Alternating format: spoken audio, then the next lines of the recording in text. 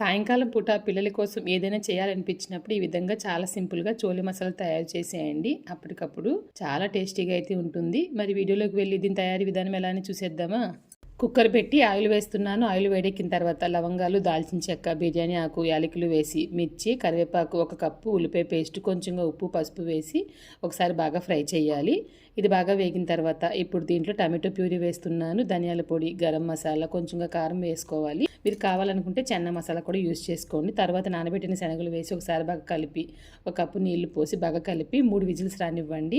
Pressure అంతా పోయిన తర్వాత మూత తీస్తున్నాను. ఇప్పుడు దీంట్లో కొంచెంగా కసూరి మేతి, కొంచెంగా బటరు, సన్నగా తరిగిన కొత్తిమీర వేయాలన్నమాట. ఒక 2 నిమిషాలు బాగా ఉడికిన తర్వాత స్టవ్ ఆఫ్ చేసి ఒక గిన్నెలో వేసి సన్నగా తరిగిన ఉల్లిపాయ ముక్కలు, సన్నకారపూస, లెమన్ వేసి మా పిల్లలు నేనైతే ఎంతో ఇష్టంగా తింటాము. చాలా బాగుంటుంది. కరోనా టైంలో అయితే ఎన్నోసార్లు చేశాను అనమాట ఈ రెసిపీ. 1 పాట్ రెసిపీ అండి. ఇది చాలా ఈజీగా ఉంటుంది. టేస్ట్ కూడా సూపర్ ఉంటుంది అనమాట. మరి మీరు కూడా ట్రై చేసేయండి.